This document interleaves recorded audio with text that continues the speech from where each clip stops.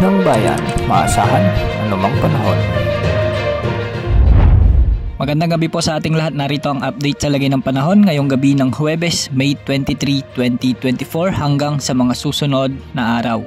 Ang mainit na storms pa rin ang magdadala ng malinsangang panahon ngayon sa malaking bahagi ng ating bansa, samantalang atin namang aalamin ang latest development ng low pressure area na nasa loob na ng ating Philippine Area of Responsibility. Lalakas na ba ito bilang bagyo ngayon o malulusaw na sa mga susunod na araw? Ating aalamin maya-maya lamang. Para sa lagay muna ng panahon ngayong gabi ay posible ang mga isolated rains and thunderstorms sa bahagi ng Luzon, particular sa Cordillera Region at Ilocos Region. Magiging bahagyang maulap naman ang mga kalangitan sa bahagi ng Metro Manila at hindi rin inaalis ang posibilidad ng mga localized thunderstorms sa ilang syudad ng Metro Manila. Sa Visayas at Mindanao ay may mga posible namang pag-ulan dulot ng thunderstorms sa bahagi ng Palawan, Negros Occidental, Antique at Romblon. Samantalang trough ng low pressure area naman ang magpapaulan sa natitirang bahagi ng eastern section ng Visayas.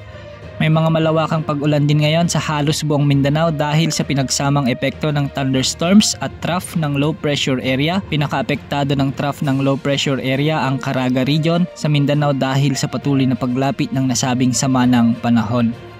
Samantala dahil sa nakapasok na ng ating area of responsibility ang low pressure area, asahan na mas mararamdaman na ang epekto nito sa malaking bahagi ng bansa sa mga susunod pang oras, lalo na sa Eastern, Visayas at Mindanao.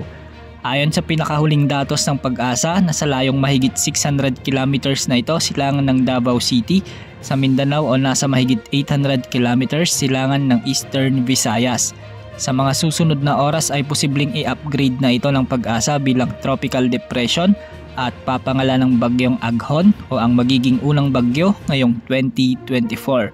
Kung ating titignan ay malawak ang mga kalapang dala nito at posibleng makaapekto na ang trough o extension nito sa mas marami pang lugar sa Visayas at Mindanao ngayong gabi. Ayon sa wind outlook at rainfall forecast ng iba't ibang weather models, bukas araw ng Biyernes ay mas maraming lugar pa sa bansa ang uulanin kung saan mas malapit na ito ng bagya sa Eastern Visayas.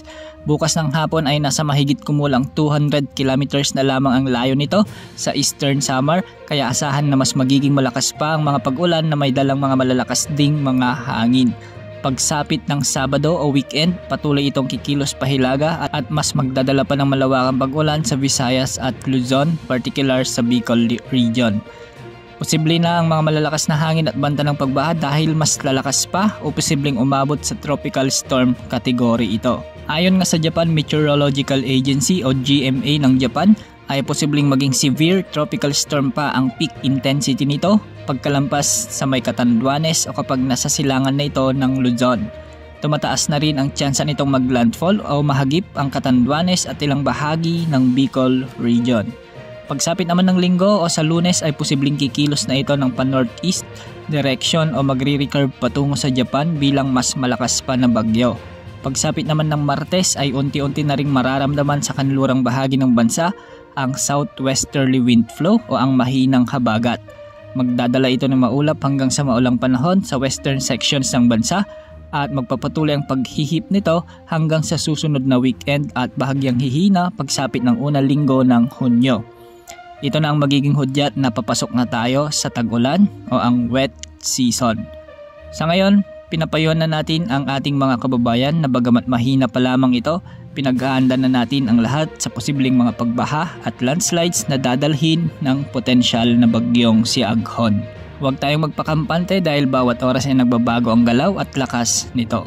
Sa ngayon ay patuloy natin itong i-monitor dahil posible pang magbago ang ipinapakita ng iba't ibang weather models. Yan ang update sa lagi ng panahon. Ito po ang weather update ng bayan. Maasahan anumang panahon.